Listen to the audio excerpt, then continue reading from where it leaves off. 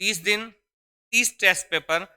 बच्चों आज हमारा चतुर्थ टेस्ट पेपर है जो आपकी परीक्षा में एकदम नई धार देगा आपको और आपको अपने गंतव्य तक लेकर जाने में सार्थक होगा। ठीक है, गुरु के द्वारा दिया हुआ ज्ञान बड़ा ही उपयोगी होता है। जैसे आप जानते हैं कि नीम कड़वा होता है लेकिन असरदार होता है, ऐसी गुरु की डांट और फटकार जो होती है बेटा, वो आपको कड़वी जरूर लगती होगी लेकिन वो असरदायक होती है।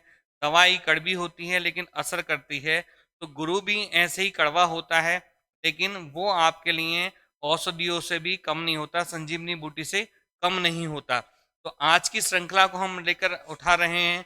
यहाँ पर जो प्रश्नों का चयन किया है बड़े ही उच्च कोटि के प्रश्नों को हमने यहाँ पर रखा है। बड़े ही उच्च कोटि के प्रश्नों को हमने यहाँ पर रखा है। और आज जो हम रखेंगे, जो प्रश्नों को हम रखेंगे, उन प्रश्नों में पहला प्रश्न जो रखा हुआ है वो संधि से दे रखा है यहाँ पर। और संधि से जो दे रखा है पहला प्रश्न, इसके अर्थ को और पूरे उसको समझना है कि ये शब्द हमारा है क्या। तो देखो पहला शब्द जो रखा हुआ है यहाँ पर, पहला शब्द जो रखा हुआ है यहाँ पर हमारा, वो क्या रखा हुआ है? नीरस शब्द रखा हुआ है। क्या रखा हुआ है बेटा? नीरस शब्द रखा हुआ है। नीरस शब्द के संधि विच्छेद का चयन कीजिए, इसमें सही शब्द आपका क्या है? तो देखो पहला विकल्प दे रखा है नी प्लस रस, फिर नी प्लस रस, नी प्लस रस और नीर प्लस रस। तो सबसे पहले तो हमें ये जानना है, एक प्रश्न हमसे ये भी पूछा है, 99% हमसे जो क्वेश्चन पुट ऑफ होता है सिर्फ संधि का नाम पूछता है, विच्छेद बहुत कम पूछता है। तो इस शब्द में जो संधि है वो हमारी विसर्ग संधि है। ठीक है, कौन सी है? विसर्ग संधि है। और इसमें नियम हो रहा है, लगा है विसर्ग का लोप और ह्रस्व और दीर्घ। यदि विसर्ग के आगे रा व्यंजन हो तो विसर्ग से पहले का ह्रस्व और दीर्घ हो जाता है। ये नियम यहाँ पर लगा है। तो इसका जो सही विच्छेद होगा वो ये होगा नीरस। बेटा जीवन में रस का बहुत महत्व है। जैसे हम जीवन की बात करें, हम अगर हम खाना कितना भी स्वादिष्ट क्यों ना बना होगा, इतनी भी अच्छा व्यंजन क्यों ना बना हो, अगर उसमें नमक नहीं है तो महत्व बेकार है, उसका बिल्कुल टेस्ट सब बेकार है। ऐसे ही मिठाई कितनी अच्छी क्यों ना बनी हो लेकिन उसमें मिठास नहीं है तो वो बेकार है। ऐसे ही व्यक्ति का जीवन है, अगर उसमें रस नहीं है, उसका कोई उद्देश्य नहीं है, उसका कोई लक्ष्य नहीं है, तो वो बिल्कुल बेकार है, उसका कोई सार्थक अर्थ होना चाहिए। तो कोई व्यक्ति नीरस ना हो, नीरस मतलब जिसमें रस ना हो। इससे अन्य समानार्थी शब्द जो निकलेंगे वो और भी इसमें हैं जो पूछे आते हैं। एक शब्द निरोग पूछा जाता है आपसे बटनी में, इस शब्द को बेटा कर ही लियो, निरोग शब्द को, ये हो सकता है रखा हुआ आपको मिल जाए। एक शब्द मिलता है नीरव, क्या मिलता है? नीरव। और एक शब्द मिलता है आपको नीरज। ठीक है, नीरव जो है आलस्य का पर्यायवाची, नीरज कमल का है। निरोग मतलब जिसमें रोग ना हो। कहते हैं कि पहला सुख निरोगी काया, दूजा सुख घर में हो माया, तीजा सुख कुलवंती नारी, चौथा सुख पुत्र हो आज्ञाकारी। तो आप आज्ञाकारी पुत्र बनना है आपको और सफलता अर्जित करनी है जीडी में। इस बार की जीडी की वैकेंसियों में ही आपको अपना चयन सुनिश्चित करना है। ठीक है, दूसरे प्रश्न की तरफ चलते हैं हम। दूसरा प्रश्न देखते हैं हम क्या कहता है। दूसरा प्रश्न कह रहा है केतु का समानार्थी शब्द चुनना है, मतलब इसका पर्यायवाची हमें निकाल के लेकर आना है। ए विकल्प में रखा है झंडा, बी में रखा है आचार्य, सी में रखा है कर्ण और डी में रखा है दिशा। तो देखो इसका जो पहला जो अर्थ है, जो सही आंसर होगा वो क्या होगा? झंडा होगा। और झंडा बेटा आपको भी लहरा देना है। ठीक है, और झंडा देश की आन है, वान है। आप जब जीडी में सहन होंगे तो आपका जो है झंडा आपको लहराएंगे, आप भी, आपका परचम लहराएगा। तो इसके अन्य पर्यायवाची हो सकते हैं, परचम हो सकता है, ध्वजा हो सकता है, ठीक है, पताका हो सकता है। ठीक है, हो सकता है, बहुत सारे इसके पर्यायवाची यहाँ पर हो सकते हैं। ऐसे आचार्य का पर्यायवाची, आचार्य जो गुरुओं के लोगों के लिए कहा जाता है। और आचार्य जिन लोगों ने ग्रंथों के साथ में संस्कृत ग्रंथ, लक्षण ग्रंथों का प्रयोग किया है, उनको ही आचार्य कहा जाता है। लेकिन हमारे आचार्य प्रमोद कृष्णम हैं, बहुत सारे लोग हैं। ठीक है, तो यहाँ पर देखना है, आचार्य भामा है, आचार्य दंडी हैं, सब लोगों ने क्या है, आचार्य केशव हैं, मतीराम हैं, बहुत सारे साहित्य में लोग हैं। ऐसी किरण शब्द है, किरण मतलब होता है आभा, चमक। आपको भी किरण ऐसी दिखानी है, ऐसी किरण आपकी आभा को चमकाएगी जो आपके लिए किरण मिली है जीडी की परीक्षा की, इसको आप देखो। फिर दिशा, आपको बेटा दिशाहीन नहीं होना है, दिशा की तरफ अपने गंतव्य की ओर बढ़ना है। और आपका गंतव्य पथ क्या कह रहा है आपको कि जीडी की नौकरी आपको लेनी है, चयन आपको सुनिश्चित करना है।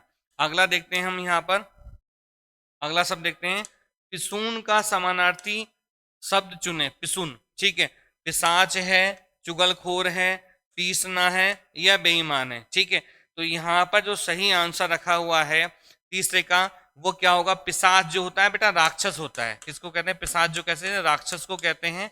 तो यहाँ पर पिशाच राक्षसी, राक्षसी प्रवृत्ति को आपको नहीं देना है। आपको सुबह ब्रह्म मुहूर्त में उठना है और बताए हुए गंतव्य की ओर चलना है। माता पिता के जो कहते हैं कि पढ़ो तो बेटा पढ़ो, ठीक है। तो पिशाच वाली प्रवृत्ति नहीं रखनी है। सुबह ब्रह्म मुहूर्त में उठना है, जल्दी उठना है और अच्छे से सबको रिवाइज करते हुए चलना है, क्योंकि समय अब आपके पास में ज्यादा बचा हुआ शेष नहीं है। दूसरा चुगलखोर, इसका जो विकल्प दे रखा है चुगलखोर भी है यहाँ पर, फिर पीसना दे रखा है, फिर बेईमान दिख रखा है। तो पिसुन जो यहाँ पर पर्याय है इसका, वो किसका है? वो चुगलखोर का है। किसका है? चुगलखोर का है। अब यहाँ पर जो देख रहे हैं हम, यहाँ पर जो देख रहे हैं, इसका जो सही आंसर है, सही आंसर है वो क्या होगा? पिशुन जो है वो राक्षस का ही पर्यायवाची है, पिशाच का ही पर्याय है। तो वी विकल्प नहीं है, इसका क्या है? ए विकल्प है हमारा। ठीक है, नेक्स्ट हम प्रश्न की तरफ देखते हैं। नेक्स्ट प्रश्न की तरफ देखते हैं, चौथे प्रश्न की ओर। सही वर्तनी को चिन्हित कीजिए। इसमें सही वर्तनी क्या है उसको हमें चिन्हित करना है। तो पहला शब्द दे रखा है परीक्षा दे रखा है, अद्वितीय दे रखा है, जागृत दे रखा है और समय सारणी दे रखा है। तो देखो ये शब्द यहाँ पे गलत रखा है। परीक्षा आपकी आने वाली है, जीडी का पेपर्स आपका रखा हुआ है, 10 जनवरी में आपकी परीक्षा होनी है और परीक्षा के लिए आपको तत्पर रहना है। लेकिन परीक्षा आप कैसा होगा शब्द? ये होगा परीक्षा का शुद्ध। ठीक है, परीक्षा शब्द ये हो गया आपका। ठीक है, अद्वितीय शब्द गलत लिखा हुआ है। अद्वितीय होता है बेटा जिसके समान कोई दूसरा ना हो। ठीक है, जागृत शब्द ये है, जागृत आपको होना है। ठीक है, जागृत शब्द ये है। समय सारणी शब्द शुद्ध है यहाँ पर, तो इसका क्या होगा? डी विकल्प यहाँ पर हो जाएगा। नेक्स्ट प्रश्न की तरफ बढ़ते हैं हम, पांचवें प्रश्न की तरफ देखते हैं। सही वर्तनी को चिन्हित कीजिए। कौशल्या, केकई, युधिष्ठिर या बद्रीनाथ। इसमें सही वर्तनी को चिन्हित करना है हमें। कौशल्या है या आपका क्या है? केकई है, ठीक है, या युधिष्ठिर है या बद्रीनाथ है। इसमें सही बताना है। तो देखो यहाँ पर जो है ये विकल्प यहाँ पर गलत है। केकई शब्द विकल्प गलत है। युधिष्ठिर आपका जो है वो भी गलत है यहाँ पर। तो इसमें सही विकल्प आपको बताना है कि सही विकल्प यहाँ पर क्या होगा। तो देखो सही वर्तनी को चिन्हित करना है। तो युधिष्ठिर शब्द भी यहाँ पर गलत है, बद्रीनाथ भी गलत है। शुद्ध शब्द जो यहाँ पर दिखाई दे रहा है वो क्या दिखाई दे रहा है? ए दिखाई दे रहा है, कौशल्या। क्या दिखा है? कौशल्या। केकई शब्द जो होगा शुद्ध वो ये होगा। ठीक है, यहाँ पर जो है केकई शब्द जो है शुद्ध क्या होगा हमारा? ये होगा। युधिष्ठिर शब्द यहाँ पे गलत बना हुआ है। युधिष्ठिर शब्द ये पूछा जाता है। ठीक है, युधिष्ठिर शब्द ये पूछा जाता है, युधिष्ठिर ये शुद्ध है। और बद्रीनाथ शब्द जो है इसमें दा का प्रयोग होगा, बद्रीनाथ। ठीक है, ये शब्द यहाँ पर शुद्ध होगा। ठीक है, तो यहाँ पर ये दी को चयनित करना था। केकई के लिए कहा जाता है कि अति कटु वचन कहती केकई, मानो लोन जरे पर दही। बताओ बच्चों इसमें क्या अलंकार का भाव हो सकता है? तो अलंकार अभी हमारे सिलेबस में नहीं है, लेकिन आपको पंक्ति का व्यवहारगत आपको जानकारी होनी चाहिए। कौशल्या, कौशल्या राम की माता जी का नाम था। युधिष्ठिर किसको कहते हैं? जो युद्ध में स्थिर रहता है उसे युधिष्ठिर कहते हैं। युधिष्ठिर जो है पांडवों के बड़े भाई थे। ठीक है, फिर बद्रीनाथ, बद्रीनाथ 4 धामों में बद्रीनाथ की यात्रा ज्यादा अच्छी मानी जाती है, शिव का धाम है। जब आपका पेपर में चयन हो जाए तो आप भी बद्रीनाथ घूम के आइयो, माता पिता को साथ लेके जाइयो। ठीक है, अच्छे गर्म कपड़े पहना के लेके जाइयो, ठंड ज्यादा होती है, बर्फ बहुत पड़ता है वहां पर। अगला है लोकोक्तियों का सही अर्थ चुनिए। कोवा चला हंस की चाल, कोवा चला हंस की चाल। अब देखो कोवा हंस की चाल तो चल नहीं सकता, हंस की चाल बड़ी प्यारी होती है। कहते हैं हंसा गामनी, मतलब हंस के समान गमन करने वाली। ठीक है, तो हंस की तरह चाल। ठीक है, पंक्ति अगर मैं कभी होता तो तेरे बारे में अपना ख्याल लिखता। अगर मैं कभी होता तो तेरे बारे में अपना ख्याल लिखता। मैं लिखता तेरी आंखों को तो दहकते अंगारे और तेरे हुस्न को 16वां साल लिखता। अगर मैं कभी होता तो तेरे बारे में अपना ख्याल लिखता। ठीक है, हुआ चला हंस की चाल। बड़ों से प्रभावित होना, असंभव प्रयास करना, हृदय परिवर्तन होना या अंधानुकरण करना। ठीक है, तो यहाँ पर जो सही आंसर है, इसका जो सही आंसर है वो क्या है? अंधानुकरण करना। मतलब क्या है कि किसी के अनुसार आप उस पर अनुकरण कर रहे हैं। अनुकरण जो कर रहे हैं आप, अनुकरण जो कर रहे हैं आप, वो आपके जीवन को बिल्कुल सार देना होना चाहिए, सार गर्भित होना चाहिए अनुकरण जो हो। ऐसा नहीं कि आप दिशाहीन भाग रहे हैं, ठीक है। अनुकरण भी उसका किया जाए जो बेटा योग्य हो, ठीक है।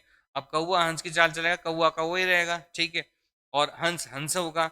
लेकिन जब नीर चीर विवेक करने की सामर्थ्य वाली बात होगी तो कौवा वहां पर मौन हो जाएगा, और दूध और पानी को अलग करने का जो विवेक है वो किसमें? हंस में विद्यमान है, ठीक है बच्चों। आगे हम नेक्स्ट प्रश्न, सातवें प्रश्न की तरफ देखते हैं। सातवां प्रश्न क्या कह रहा है? लोकोक्ति का सही अर्थ चुनिए। का बरखा जब कृषि सुखाने, मतलब का बरखा, बरखा मतलब होता है बरसात के लिए।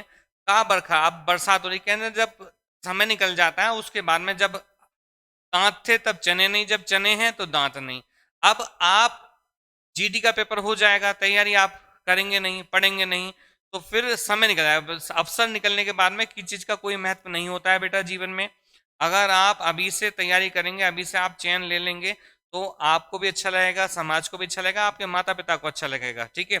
और अच्छी आपकी शादी हो जाएगी, ठीक है। शादी आजकल बड़ी महंगी हो रही है। अभी कल ही एक स्टूडेंट थी, उसकी शादी हुई है, हमारी कैट में थी, तो वहां पर 30 लाख रुपए की शादी का उसका पैकेज हुआ है। उसका भाई बोला था कि सर बहन की शादी 30 लाख में तय हुई है, और वो था, ठीक है। का बरखा जब कृषि सुखाने, का बरखा जब कृषि सुखाने।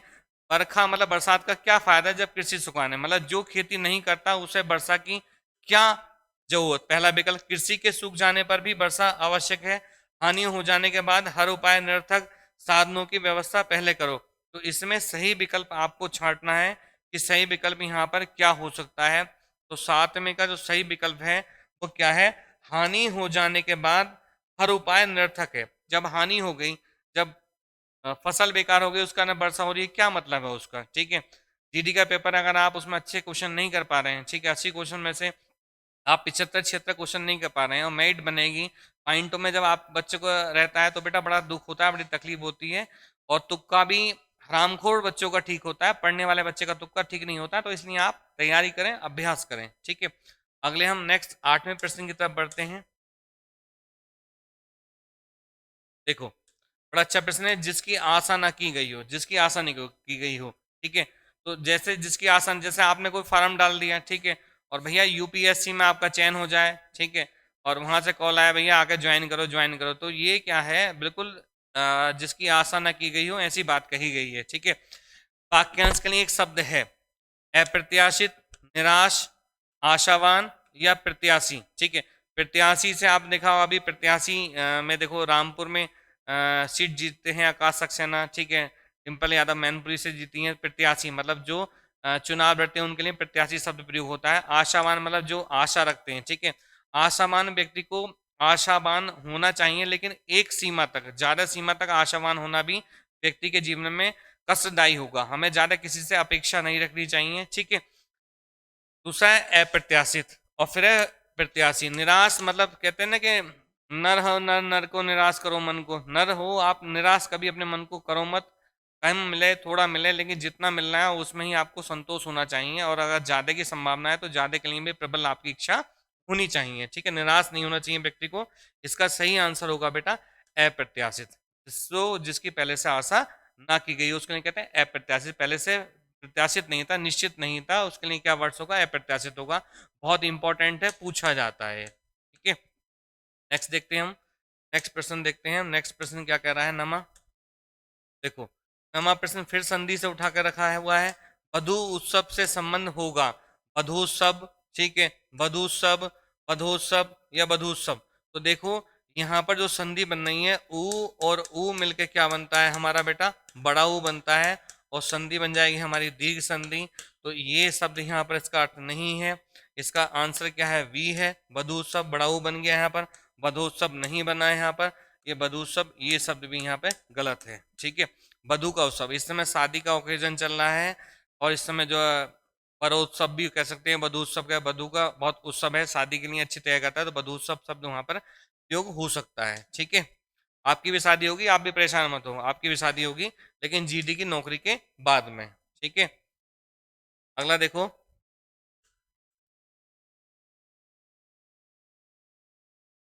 अगला प्रश्न देखो।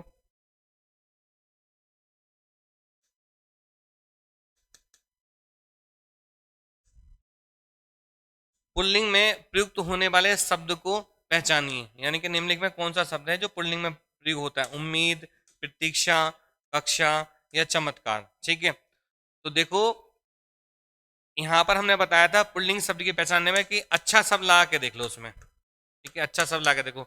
उम्मीद अच्छा या अच्छी, तो उम्मीद अच्छी होती है। प्रतीक्षा अच्छी, या प्रतीक्षा मतलब इंतजार शब्द होता है तो पुल्लिंग होता है प्रतीक्षा की, प्रतीक्षा की होती है, प्रतीक्षा देखी, प्रतीक्षा की जाती है। ठीक है, कक्षा, कक्षा अच्छी। चमत्कार हुआ, यह चमत्कार अच्छा, चमत्कार अच्छा।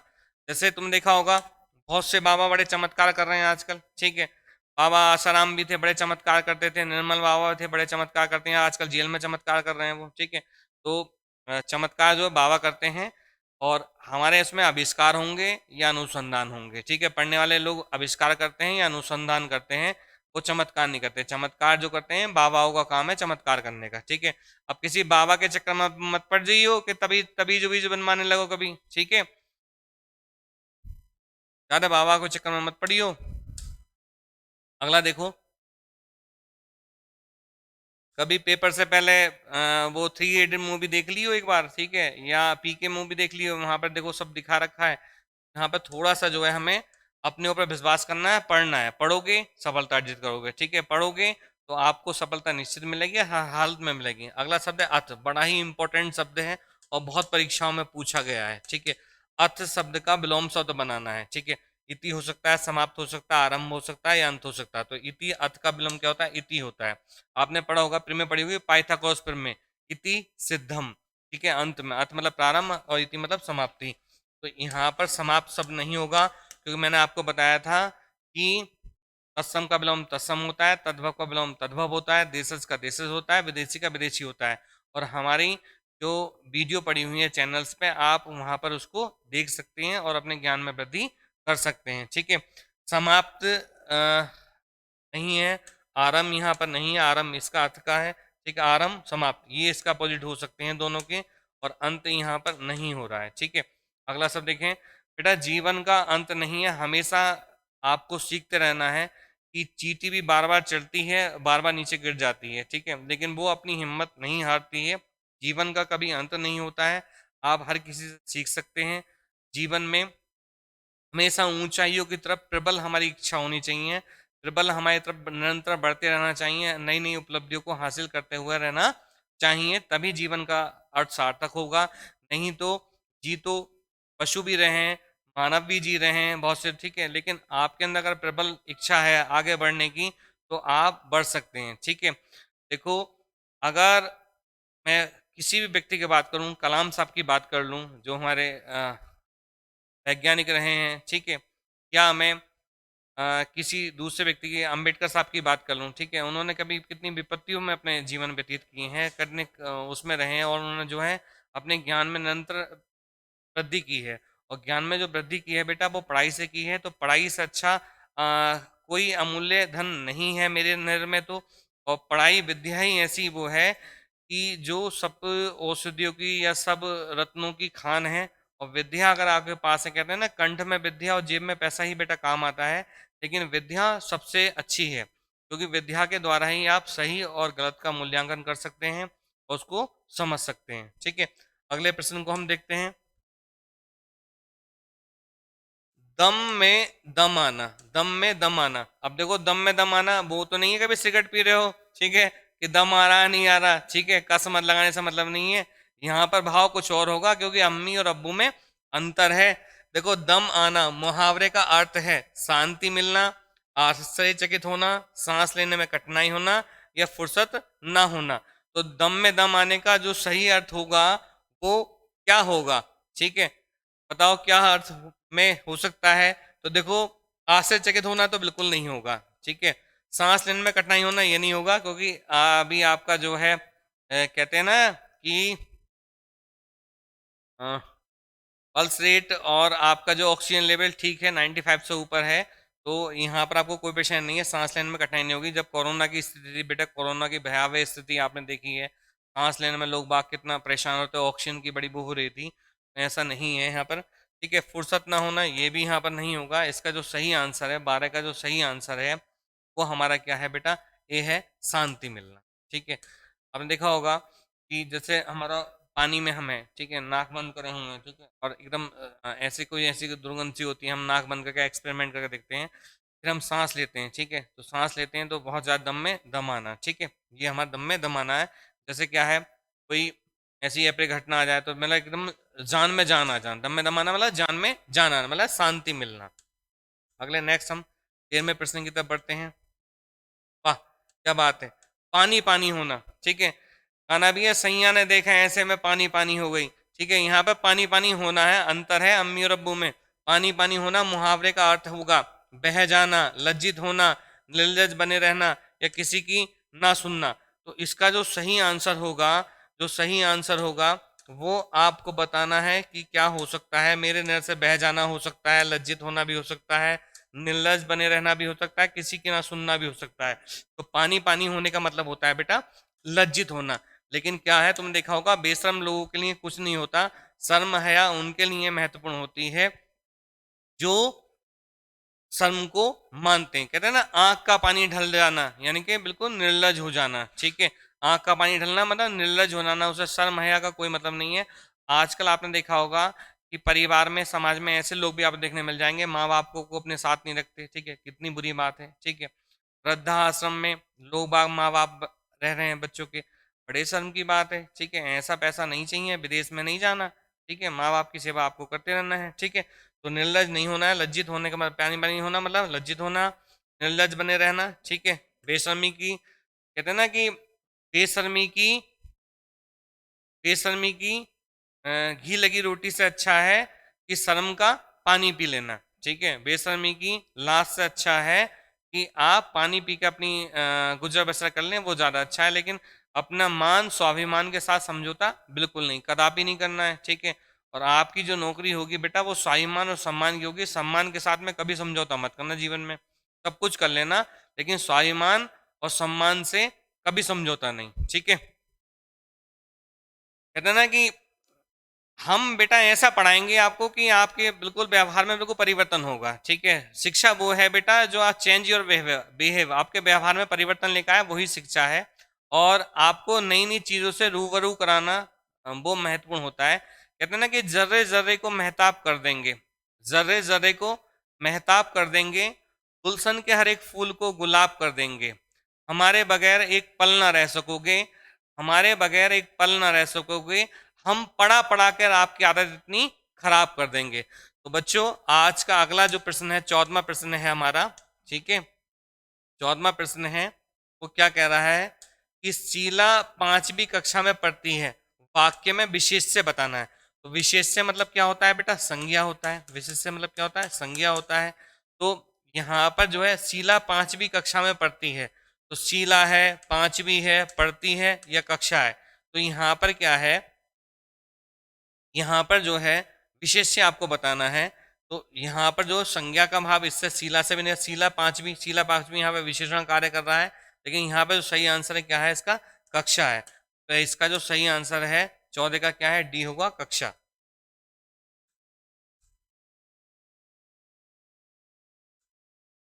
कौन सा वाक्य अशुद्ध है, वे, यहाँ पे अशुद्ध वाक्य का चयन करना है।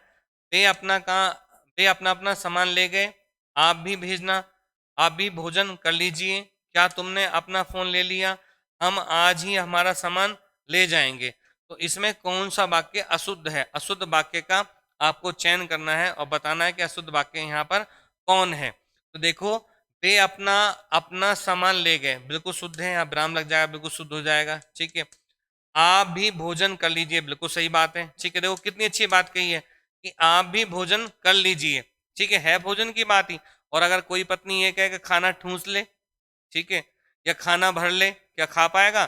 तो भाई ये शब्दों का खेल है, शब्दों से ही आप किसी को अपना मित्र बना सकते हैं और शब्दों के ही द्वारा ही आप किसी दूसरे को अपना शत्रु बना सकते हैं, ठीक है। चीज वही है लेकिन कहने का ढंग है, बेढंग नहीं है। ठीक है, तो आप भी भोजन कर लीजिए, बड़ी अच्छी बात है, मन को द्रवित करने वाली बात है। बिल्कुल हाँ भाई खा लो, भूख लग रही है, ठीक है, खाना खाने मन हो जाएगा। लेकिन कोई ये कहे खाना ठूस ले या खाना भर ले, तो शायद आप भरे पे मतलब भूखे भी होंगे, बोले नहीं नहीं भैया रहने दे, इतना ही काफी है। अगला है, क्या तुमने अपना फोन ले लिया? क्या तुमने अपना फोन ले लिया? क्या तुमने अपना फोन ले लिया? देखो यहाँ प्रश्न चिन्ह लग जाएगा, ये वाक्य भी शुद्ध हो जाएगा। हम आज ही हमारा सामान, देखो सामान लिखा है, सामान ले जाएंगे। हम आज ही हमारा सामान ले जाएंगे। आज ही अपना सामान ले, हम आज ही अपना, ठीक है, अपना सामान ले जाएंगे। तो यहाँ पर एरर आ रहा है, सामान शब्द में भी अशुद्धि है, तो इसका डी आंसर यहाँ पर होगा, डी आंसर यहाँ पर गलत होगा। नेक्स्ट हम 16वें प्रश्न को देखते हैं। 16वें प्रश्न को देखते हैं। 16वां प्रश्न क्या कह रहा है? 16 से ये 20 तक है, यहाँ पर 80 नहीं दिया गया है। दिए गए अनुच्छेद में रिक्त स्थानों की उचित शब्दों द्वारा पूर्ति के लिए 4 विकल्प दिए गए हैं। उपयुक्त विकल्प चुनिए गद्यांश का। जीवन में सफलता और विफलता मन के कारण मिलती है। देखो बेटा, कहते हैं ना कि मन के हारे हार है, मन के जीते जीत। जीवन में सफलता और विफलता जो मन के कारण ही मिलती है। आपके मन में अगर कुछ है, मन में आपने ठान रखा है कि जीडी का मुझे पेपर पास आउट करना है, तो आपको जब आप पूरी शिद्दत के साथ, आप पूरी शिद्दत के साथ किसी चीज को पाने के लिए मजबूत इरादा कर लेते हैं, तो सारी कायनात उसको मिलाने के लिए तत्पर रहती है। सारी कायनात उसको मिलाने के लिए तत्पर होती है और पूरी जी जान से उसको आपको पहुंचाती है। ठीक है, दूसरा है मन की दृढ़ संकल्प शक्ति। मतलब दृढ़ संकल्प मतलब पक्का इरादा। दृढ़ संकल्प मतलब होता है बेटा पक्का इरादा। शक्ति निरंतर कार्य करने में जुटाए रखती है। मतलब आप अगर ने दृढ़ संकल्प किया है तो आपको शक्ति जो है निरंतर कार्य में जुटाए रखती है। इससे बहुधा सफलता मिल जाती है। बहुधा मतलब आगे चल के सफलता मिल ही जाती है। मन की जब कार्य करने के दौरान ही व्यक्ति को निर्बल बना देती है, उसमें निराश का संचार कर देती है, तो में असफलता ही हाथ लगती है। जब कभी कार्य करते हुए व्यक्ति का तन हो जाता है, बुद्धि भी हार मान जाती है, तब मन की शक्ति तन में अपार ताकत जगा देती है, बुद्धि को भी प्रखर बना देती है, कार्य क्षेत्र में प्राप्त हो जाती है। ठीक है, अब यहाँ पर ये पूरा अनसीन पैसेज हमने पढ़ा, समझा, देखा। यहाँ पर जो बात कही जा रही है कि सफलता और विफलता की बात की है। जब आप सफलता की सीढ़ियों को पाते रहते हो, प्राप्त करते रहते हो, तब आपको हर चीज आपको मिलती रहती है। ठीक है, लेकिन जब तक आप जोखिम नहीं खेलेंगे, जोखिम जब तक नहीं उठाएंगे, कहते हैं ना कि सुख चाहने वाले को विद्या कहाँ और विद्या चाहने वाले को सुख कहाँ। अगर आप अच्छे से सो रहे हैं, आराम से अच्छी नींद ले रहे हैं, तो बेटा विद्या अध्ययन नहीं कर सकते। ठीक है, मेरी बात आपको कड़वी जरूर लग रही होगी।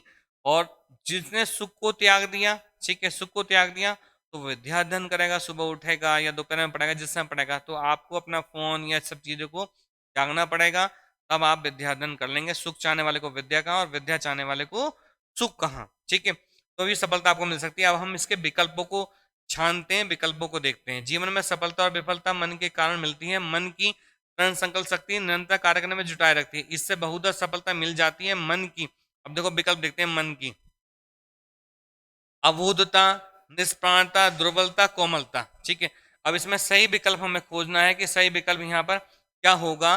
तो देखो यहाँ कह रहा है कि मन की दुर्बलता जब कार्य करने के दौरान ही व्यक्ति को निर्बल बनाती है। तो देखो निर्बल बनाती है, तो यहाँ पे क्या आएगा, इसका 16 में जो सही आंसर आएगा क्या आएगा, दुर्बलता आ जाएगा। क्या आ जाएगा, दुर्बलता आ जाएगा। फिर हम आगे देखते हैं। हम मन की दुर्बलता जब कार्य करने के दौरान ही व्यक्ति को निर्बल बना देती है, उसमें निराशा का संचार कर देती है। तो 17वें को देखते हैं हम। 17वें में क्या होगा, परिमाण, सप्रमाण, परिणाम या प्रमाण। तो इसमें परिमाण हो सकता है, प्रमाण हो सकता है या प्रमाण होता है। तो यहाँ पे क्या आएगा, परिमाण, परिणाम आएगा। ठीक है, परिमाण तो मापतोल में आएगा। अब देखें, कार्य करने के दौरान ही व्यक्ति को निर्भर बनाती है, जिसमें निराशा का संचार कर देती है, तो परिणाम में सब असफलता ही हाथ लगती है। जब आप में निर्बलता आ जाएगी, तो क्या है, परिणाम में असफलता ही हाथ लगेगी। जब कभी कार्य करने हेतु व्यक्ति का तन, ठीक है, 18वें में देखते हैं, तन शिथिल, गतिशील, क्रियाशील या तेज, यानी कि उसका तन जो है क्या हो जाएगा, शिथिल हो जाएगा। शिथिल मतलब क्या है, जिसमें बिल्कुल शीतलता, मतलब शरीर कुछ करने के लिए कह ही ना रहा है, बिल्कुल शीतल होकर पड़े हुए हैं। जब तुम्हें ठंड में बिल्कुल सुकड़ जाना, बिल्कुल शीतल हो जाना, ठीक है, तो क्या है, तन बिल्कुल क्या हो जाएगा, देखो तन क्या हो जाएगा, बिल्कुल शिथिल हो जाएगा। तो यहाँ पे शिथिल आ जाएगा। फिर यहाँ पे क्या आ जाएगा, 19वां देखते हैं, 19वां क्या है, तन शिथिल हो जाता है, बुद्धि भी हार मान जाती है। तब मन की देखो इसमें, तब मन की संकल्प भ्रमित या विकल्प या अराजक, तब मन की तब मन की क्या होगी, संकल्प, तब मन की संकल्प शक्ति तन में अपारता का जगह देती है, बुद्धि को भी प्रखर बना देती है, कार्य क्षेत्र में प्राप्त हो जाती है। तो कार्य क्षेत्र में क्या प्राप्त हो जाएगी, गहनता, ऊर्जा, पराजय, विजय। तो कार्य क्षेत्र में क्या होगी, आपको विजय प्राप्त हो जाएगी। तो इसमें देखो हम यहाँ पे भर लें, देखो यहाँ पर भर लें अगर हम मन की दुर्बलता, पहले में क्या आएगा, दुर्बलता, पहले में दुर्बलता आ जाएगा। फिर ये दोनों ही व्यक्ति को निर्भर बनाती है, जिसमें निराशा का संचार कर देती है। तो परिणाम, परिणाम शिथिल, परिणाम शिथिल और संकल्प, परिमाण शिथिल संकल्प, और अगला था पराजय, ठीक है, ये यहाँ पर आपका शुद्ध हो जाएगा। तो यहाँ से हम अगर हम विकल्प इसका खोजें तो देखो यहाँ पर क्या होगा, पहले में दुर्बलता आ रहा था, फिर क्या आ रहा था हमारा, परिणाम आ रहा था, फिर शिथिल आ रहा था, फिर क्या आ रहा था हमारा, इसमें संकल्प, इसमें क्या आ रहा था हमारा, संकल्प बिल्कुल सही है, और गहनता या ऊर्जा या पराजय या विजय, तो क्या था हमारा, सीथा विजय। तो ये विकल्प यहाँ पर दुर्बलता, शिथिल, संकल्प और विजय, ये विकल्प यहाँ पर आपके हो जाते हैं। तो अनसीन पैसेज भी हमने यहाँ पर सॉर्ट आउट कर लिया है, इनको आप लगा के अनसीन पेपर को सॉल्व कर सकते हैं। और अनसीन पैसेज से बेटा आपके 5 प्रश्न रहेंगे जो आपके लिए सफलता अर्जित करेंगे। आपका दिन शुभ हो, धन्यवाद।